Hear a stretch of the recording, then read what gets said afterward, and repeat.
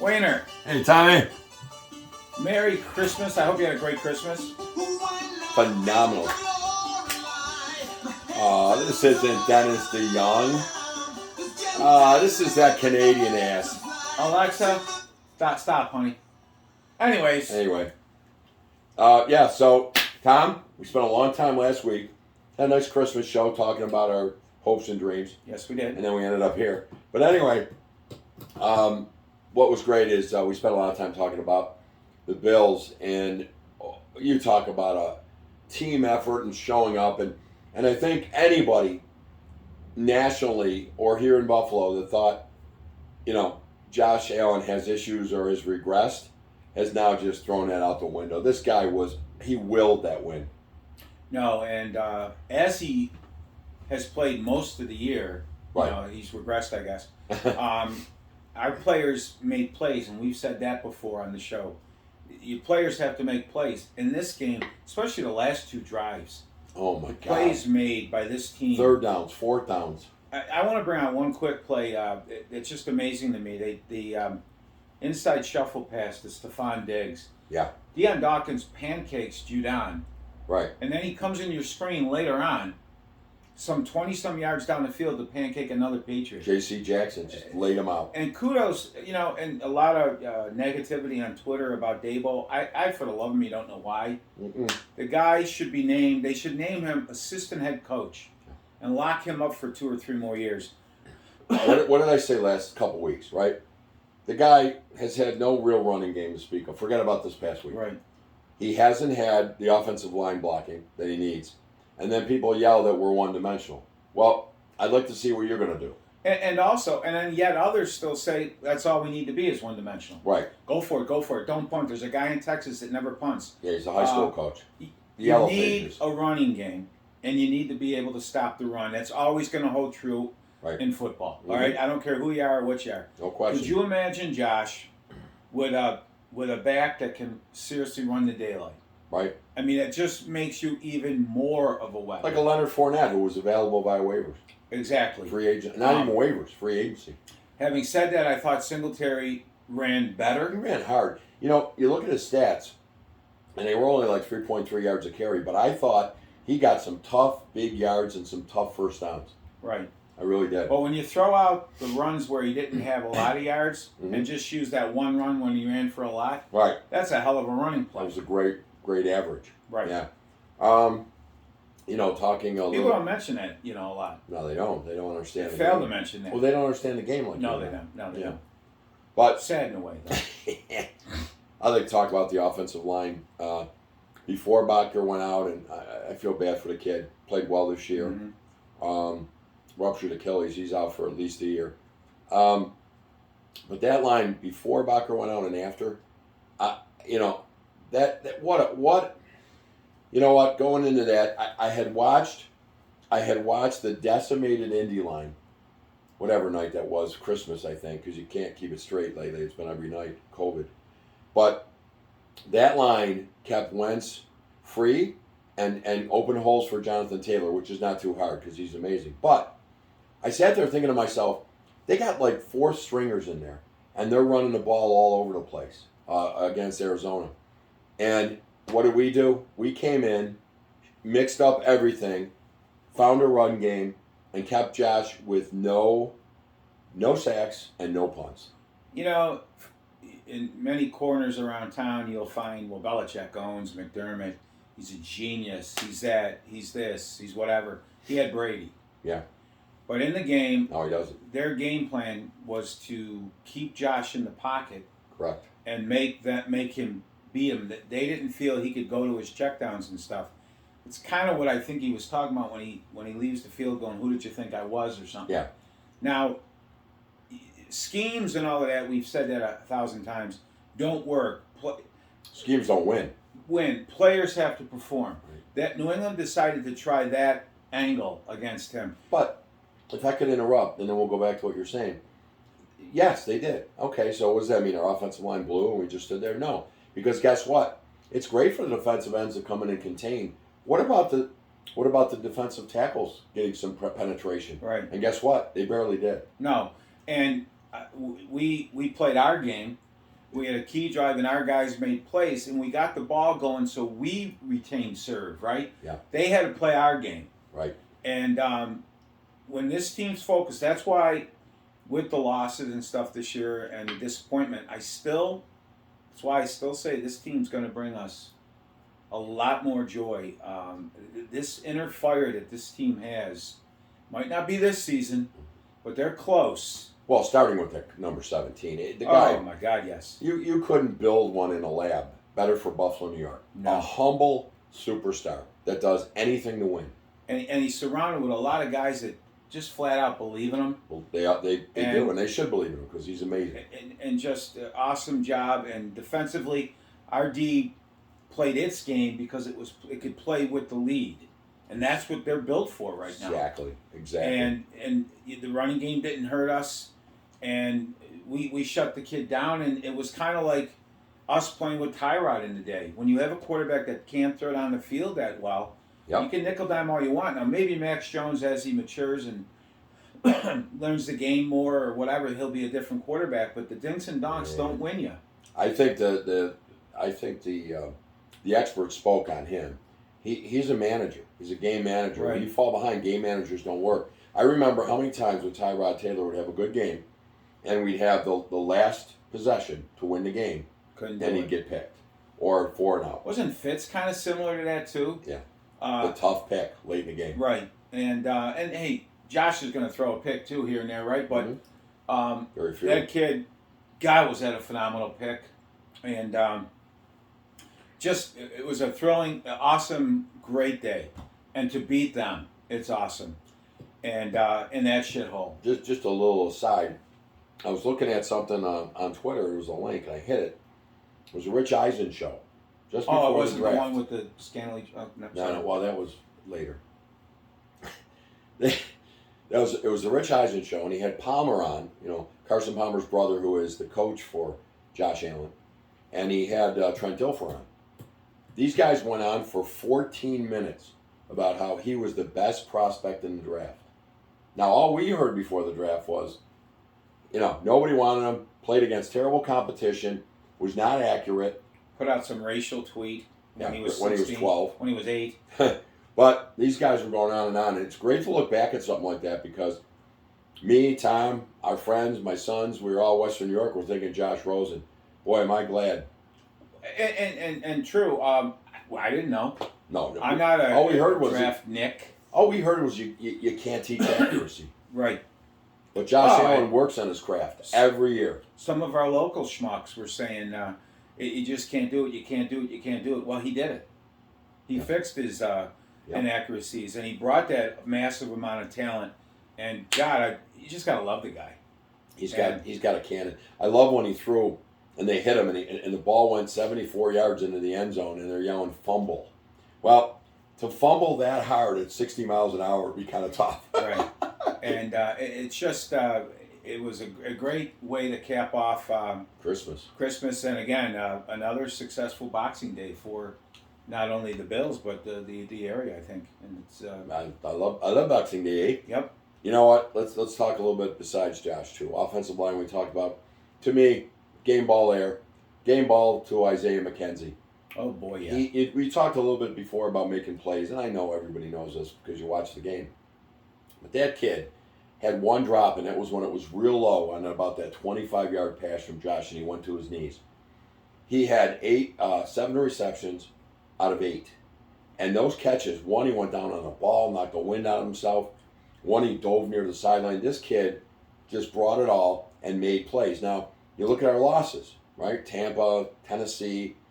Ultimately, when it came down to the game, we didn't make plays. This game we did. And 3 of his catches on that one stat, the thought stat, he didn't realize the ball was coming his way, and he caught it. That's a new stat they have out there, the thought police what stat? You thought was going to happen. Okay. See, he did not think that ball, and he caught it. He still and that's caught amazing. It. Well, that's another game ball to me, to Matt Hack. Not a single punt in the game, and they asked him on the 4th and 2, Matt, what about it? And he said, no. Go get it. No, I suck. Go get it. Where are we? No, I'll probably put it in the stands. No, I'm kidding. But no punts against Belichick. Doesn't happen too often, does it? Never. Never. 470 games. That's what I said. Never doesn't end too often. Well, okay. So that would make me think one or two. But anyway, let's talk about the defensive line. I thought Harrison Phillips has catapulted himself above that fat Samoan. Not only because he plays and he's vaccinated. What was the thing? Reliability, accountability. Well, reliability's gone. Exactly right. With Starr. So anyway, Harrison Phillips has really brought it up a notch. Harrison Phillips was playing really well. Then he had the injury. A terrible injury. And they all said it's a calendar year. Mm-hmm. And he came back, and you can see as he's getting stronger, he's a force in there. He's on a contract year. Yep. He's I think he's a guy that really helps us think positively about the future. Definitely. Him and Oliver seem to play well together. And we need another piece in that mix. Oh, we definitely do. We're going to lose some guys. I thought Rousseau had a really nice game, and I thought Obata had a nice game. He made a mistake on the 16-yard touchdown run. He didn't set the edge, but he also didn't he extend a drive though, hitting him in the head. Yeah, got to be a little smarter. Oh, don't get me wrong. I was furious. Got to be a little smarter there. Face mask to face mask. All he's got to do is dip his head, right, and we're off the field. And I get the motion and all that, and it's a tough call. But that one, you got to be a little more. You can't hit him in the head. You can't. Right. I thought the referees were great. I was reading a lot of Boston newspapers after the game because I wanted to read everything I could because I hate them. And the writers were pretty forthcoming. First of all, they said they couldn't match. Josh Allen is just a beast, and they couldn't match him. They were getting all over their defense, not getting off the field at every drive except the touchdown drop by Sanders resulted in points. Which, by the way, is what, the number 3 D in the league? Yeah. No, well, they're number 1 scoring D, number 2 in yards behind us. So pretty good D. But the other thing they said is not the writers, but I saw a lot of tweets from the fans that the refs cost them the game. That was horrifically one-sided. Now, I'll say one thing. Jerry Hughes, don't even try to hold him up. Don't put your hands on him because these shit stains will do anything. However, you could see the intent was not to throw him down, it was to hold him up. Right. So, better thoughts prevailed. Now, if you're a Boston fan, if I were a Boston fan, I'd be pretty ticked. It's like, well, he did it anyway, call it, you threw a flag. And then the other thing they made, a mistake, after Milano hit Jones late, they call that a dead ball foul. That is not a dead ball foul. So basically what they did is they called Milano for a late hit but dead ball and called their guy for taunting. Well, that just wiped it out. The reality is that wasn't a dead ball foul. That's half the distance to the goal, and then you go from there. That was the wrong call. And I can see, I heard the boos, and I can understand it because I'd be booing too. Other than that, there was nothing in that game that was changed by a bad ref's call for or against the Bills. And they can get on their D, but it's like we've said in defense of our D, it's nice to think that you control all of that. Right. But the other team is playing hard too, and some just great plays, especially the last 2 drives, like I started off the show with saying. Some of the plays we made there. And we made them on 3rd down, 4th down. Right. Critical spots. And the other thing is going back to our D, they knew they were going to bring that 71 in as a 6th lineman. And when they did, we brought Saran Neal in. Right. Okay? We had Klein. We talked about that night after the loss. Right. That losing Klein in that game in the 50-mile-an-hour winds was critical. Right. And that was his fault, unvaxxed. He comes back. He stays in there. Saran Neal comes in for Taron Johnson. Sometimes actually for Dane Jackson as well. Right. And suddenly they're averaging 3 to 4 yards a carry in that big package. Right. That's just smart coaching. Yeah, it is. And players making plays. They got to make the plays. And making plays, and it was just a great day all around. And now we head into home with the Falcons, right? Yeah, and the Falcons are still in the hunt, which means the Bills have to be ready. Not Jacksonville. Not this horse shit. We have to be ready. This team can come in. They've got a seasoned quarterback. They don't have a lot of. They got a couple guys who can make plays. Cordell Patterson and Pitts, the rookie tight end. Other than that, they're kind of weak, and we're going to have to make sure those two don't beat us. They got a big back, a local kid, right? That I'm curious to watch play. I think he went to Canisius High School. Mike Davis was their starter. He's not from Buffalo. No, that's not It's a his name. backup. Yeah, it's a backup kid. I think. don't I know he's on the team, and I know he plays a little bit. So. Patterson from UB is he's at Washington. Right. So I don't know about This is at Canisius High School. Really? He didn't go to UB. He went to elsewhere to college. I can't think of the name right now, but I know Eddie's on his couch saying it as we speak. Yes, but you got Toma last week. yeah, thank God I saved the show with that You one. did. You really did. But no, it's a game, and I think it's go time. The Bills know that. Everybody knows that, and I think they'll get It's all pray or fingers that we don't get somebody like a Josh Allen COVID protocol. right. I mean, now we do have Trubisky for such things. The guy's played in the league. He's a good backup, but I don't really want to see Josh out. No, me neither. And we just got to keep our fingers crossed for all of that too, right? Don't need that right now. And then one game at a time. There's the afternoon yawn. Sorry, but yeah, I think the Bills are focused, and I think it's going to take a hell of an effort for Atlanta to come in here and knock this team off. Especially with the it will. off man. It will. I think we're 13 or 14 point favorites, but we were against Jacksonville. Right. But that was a tsunami of crap that had a hit all at once. Right. Drop balls, defensive or sacking, no time for Josh. Drop balls, horrific refereeing. It all kind of came together. Right. Yeah, so we'll look And for I think part of the learning process for Josh, take what they give you. Boy, I did think he do that. as the game wore on against Jacksonville, he wanted to get it all back at once, and just take what they're giving you. Well, they started out in some zone coverages. A lot of it was a zone man mix. I'm going to say this quickly though. Yeah. In that Jacksonville game, a lot of people don't realize that Josh Allen had a well of a game that day. Oh, he had a great day. And by the way, he hit Gabriel Davis for what would have been put us in field goal range, if not a touchdown to win the game. Right. Gabe Davis, who was a great player, dropped it. Josh Allen had a great day that day too. Okay, and there's a reason now? Well, because Josh Allen on the you're other going to get side. beat by Josh Allen, it might as well be another Josh Allen. Oh, God. I remember hearing that one. Oh, God. It's like my dad joke. That's bad. No, but now you made me completely screw up where I was. So you got to go out and beat Atlanta. Then we got the Jets. The Jets will beat you too if you're not careful. Right. So we got to win 2 games now. 2 more rivers to cross. Marv Remember Levy. that? Kay Stevenson used to say that all the time. Yeah, that was Marv Levy. World War II buff. Yeah. Alrighty. Yeah. Wow. Just saying. Kay Stevenson can't hold Marv's jockstrap. He's just not. So. Let's not get past the Falcons in all sincerity. No. And thinking of the Falcons, it's so funny. We Polish played. Falcons? No. I believe we played them in one of those ridiculous games up there in Toronto, right? Toronto, yeah. And was it not the game? Was it not the Falcons that we had beat? We kept fumbling. Yeah. And we got in overtime. Yeah. And wasn't it? I know Chandler would have been in Scott Chandler. We would have been in field goal range, and he fumbled. Yeah. And it's Yeah. to tell the emotion of the area. An old friend of ours, he coached our kids in baseball.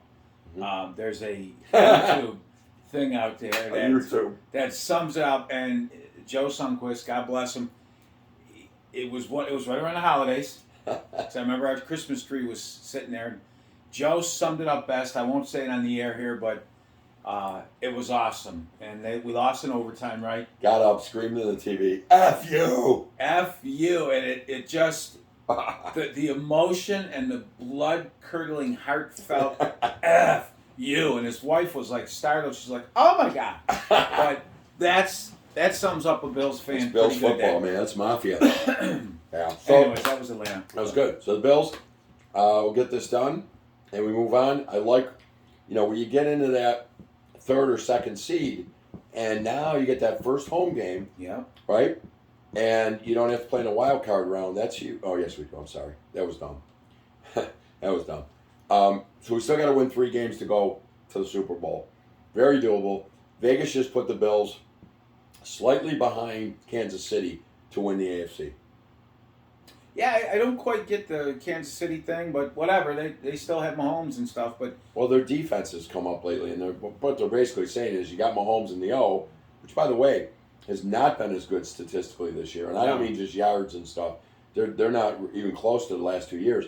But the D, from when we beat them up, they've gotten much better. Yeah. They showed that idiot on the sidelines. What's he going to do here? And then we murdered him. You got to think Indy's going to be a factor in there. Tennessee now. Yep. Is Derrick Henry due to come back, or is he done for the year? No, he's not done for the year.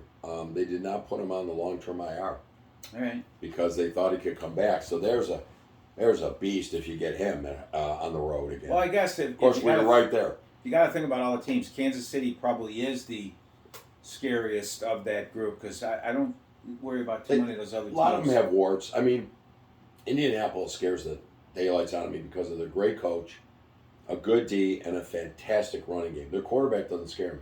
I'm going to say this about Indy. They don't scare me as much because I think if we play our game, I don't think they can play with us. That means our guys have to make plays, and we have to move the ball. Then Wentz can't come back. Wentz isn't going to beat you. Yeah.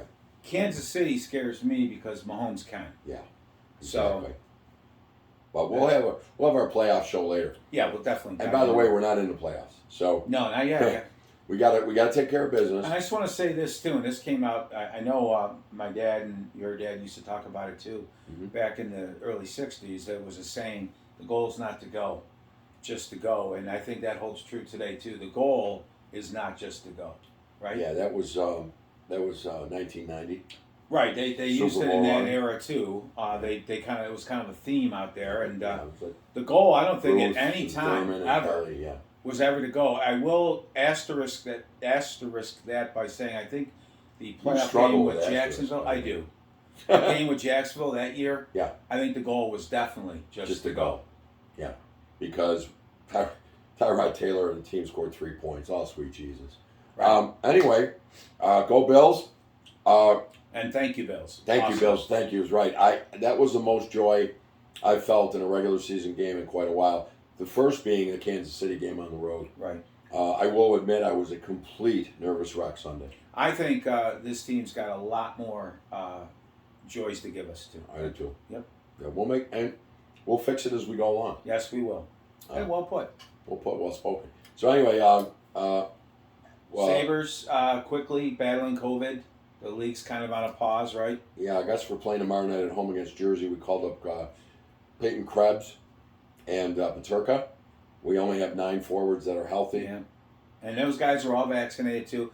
First and foremost, everybody get healthy, right? Right. Players and fans and everybody too. That this doggone Fauci virus is ridiculous. Well, again, I might have said it last week, but I think that this Omicron is going to go wild. It is going wild. And I think what we're going to get is some people with sniffles, and maybe not just sniffles, but not dying. And then you got the antibodies. Right. Let's strangle this thing. Real quick, Feliciano was pretty ill. Thoughts and prayers with all those guys and all he is out there. And he was vaccinated and yes, ill he was. in the ER. So. Sabres, our prospect, Owen Power, he looks like he's going to be fun. He's playing in the World Juniors Only right hat now. trick in the World Juniors, I believe, in the history of the World Juniors. And by a defenseman. He looks like he's going to be fun. He really does. He really does. I haven't seen the other prospects. I don't. Yeah, I watched a couple, but I didn't see anything going great there. We got one from Czech, one from Sweden, one from Russia. Yeah, so I haven't much to say about those guys, but Power looks like he's Power's dominating. Have you watched any of the Shane Wright kid? He's the phenom coming out this year. I'm reading more and more that, he may not be the generational guy they thought he was. And that'll be interesting. Who is, that'll be another day show. I don't know who they've got at the top, but I'm reading more and more that Shane Wright is looking a little bit more ordinary instead of extraordinary. So I guess we'll see as we go. All right. And we'll talk about that at a later date too. But if you guys get a chance, Power does look like he's fun. Yeah, it's on NHL Network, the World Juniors. And if anybody can, seriously, I don't know if it's still on the draft show when they were going to draft Power. Yeah. The Embedded or whatever they call it. Embedded on the Sabres. Look back at that. The Sabres. It's pretty interesting. Power was a slam dunk. He really was. Our local media was saying, well, maybe it's this guy or maybe it's that guy. These guys knew exactly who they were taking. Remember, there was like, they haven't interviewed him yet. Yeah, well, it was Beniers. Everybody thought Beniers maybe will jump. And by the way, I thought Beniers was great too, but you cannot, we said it on the show, you cannot pass up a defenseman of that magnitude. No. And again, not being They're draft harder to picks, find. and stuff. But the more I finally watched him in that game. Wow. Yeah. And why is there a dog going ballistic outside? I don't know. It's our security dog. Oh, That's it with the Sabres. Hopefully they play tomorrow night. I kind of miss watching them. me too. News and notes. Let's go Biden. Apparently that guy that made that comment, now he's getting death threats. Well, tell a little story there. What happened? It was a call-in show, and Jill Biden and Joe were on it, and people were calling how wonderful they are. It's all prearranged, and actors and actresses playing the part. But somebody called from Oregon and said something about the Bidens and thanked them for something, and then it ended it by saying, "Let's go, Brandon." And of course, Joe said, "Oh yeah, let's go, Brandon." And well, he's just getting reamed out. Now the "Let's go, Brandon" came from the auto. There was a Brandon, somebody won a race, NASCAR, and they were interviewing him in the winner's circle. And the crowd behind them was screaming, "Fuck Joe Biden." The girl announcer said, "Oh, they're screaming, 'Let's go, Brandon.'" He's like, "Yeah, no." And I thought it was a football game, but it doesn't matter. And I mean, everywhere this guy's gone, New York City, everywhere, they're screaming that to him. And they're calling it now the right. It's the right. I see flags everywhere. It's a plan to dismantle this poor man, and it's a lack of respect. We had a congresswoman call for the assassination of Donald Trump. Yep. But Joe, who has beaten COVID, now comes out and says that it's really not up to the federal government, it's the states. Yeah, so he got on his helicopter, heading out to Delaware again. By the way, every time Trump golfed, we heard about it. This asshole gets on a jet every 2 days and goes to Delaware. All right? Now, bottom line with this guy, I could care less if he could really do something with the southern border, but he just leaves it alone. Now, I'll get back to what I was going to say. So, they ask him about COVID, and he says, "You know what? We've decided that this is not a federal thing. The states are going to have, I told the governors they're going to have to handle this." Yes. All right. He's beaten it. I guess he's beating it. I think what he's saying there is, I've beaten COVID. What can you do? What he's saying I'm a shit stick. When he took over, there was very few people vaccinated. And yeah, because they just... And no testing kits, he was left. Yeah, well, that's because we just invented them. So... right, and the COVID just started. We got a message here from the staff. No, it's a joke. We are being infiltrated, invaded at our southern border. Yeah. And listen, unless you watch the right news channels, which is only one, you'll never know. They are crawling across and flying to these sanctuary cities. Texas is, I'm telling you, it's going to happen. These ranchers are going to grab their shotguns. They're going to start mowing down people. I don't want that to happen. I don't want to kill people. Point is, that border has to be shut. And heads up, everybody, you're not going to hear about it on our local news, right? But the Galleria Mall... Don't say it? The Galleria Mall is a war zone. On Sunday, Sunday night, there was a brawl. 200 at least kids running wild through the mall, running through the theaters, stealing and everything. Shots fired, and then they come out and say it was just overreaction. The Chickamauga police upper management is poo-pooing all this shit and covering it up. They're doing their officers a disservice here. I listened to that fiasco. These are people on the scanner. These people were scared. They're running. They're asking for help. They reported the shots fired. All right, it's all covered up. Claudia Mueller's out there. The captain said, "Oh, we didn't find any shells." Well, maybe they were picked up. They're fighting and they're running rampant. This peace team, you'll notice them in the yellow vests, weren't there. They had to call them in. They were fighting at the bus stop. Imagine if my mom went over to the Galleria Mall, seriously. Yeah. And they're not getting people over. They'd run her down. And lastly, this go-kart, dirt bike bullshit is running rampant up and down the streets, 33, all that stuff. It's happening, everybody. Who saw it the other day? Be careful. My brother went to Nichols. In the middle of the day, there's a 20-mile-an-hour school zone speed limit. In front of Nichols, yeah. He said at least 100 dirt bikes, mini bikes, go-karts. Four-wheelers. One of those larks. Fucking guy on a lark. Anyways, they're riding down the street and on both lanes. Both sides. Running people. Yeah, they don't give a shit. And this is happening, but you won't hear about it. But it's let the children's laughter. Let the children's laughter. And I'll tell you, the mall is going to be a ghost town soon. Yeah. In fact, they're closing now on Saturdays. They're closing Saturdays and they're closing at 7 p.m. during the week. Imagine, again, my mom wants to drive over and visit my Aunt Pam, who lives down by Nichols, right? And she gets involved in that, she'll have a heart attack. What am I going to get, an apology letter from Mayor Brown or whatever? No, I mean, you won't even get that. But listen, we either all do or nobody do, okay? And this new George Soros thing, no bail, less jail, yeah. or less bail, no jail, whatever the hell it is. No, you do the crime, you do the time. That's what we need to hear. Here, here. Done with it. Well, listen, we wish you all a happy Mad New about Year. You done? No, I think that's it. No, but listen, thanks to our loyal watchers and listeners, and Happy New Year. Yeah, everybody seriously have a blessed New Year, healthy and happiness to everybody. Enjoy your families. Oh and, boy, Tommy, I'll tell you, we had Christmas with my children and their significant others, my wife and I, and I'll tell you, that might be the most fun we've had in a long time. And it wasn't about the gifts that were given. So that's so important. And it is, and I think that's what we had here too, and there's nothing like it, and that's what's really most important. But still, a lot of people, and I think less, are trying to turn like that's not going on, turn the other eye. No, it is going on, and when you get to the first of the year, start calling your political leaders and laying down bullshit. This is bullshit, and we want to change, right? Yeah, we do. And one last quick thing. Guys, pay attention to this, and girls. This is what they're doing to women's sports.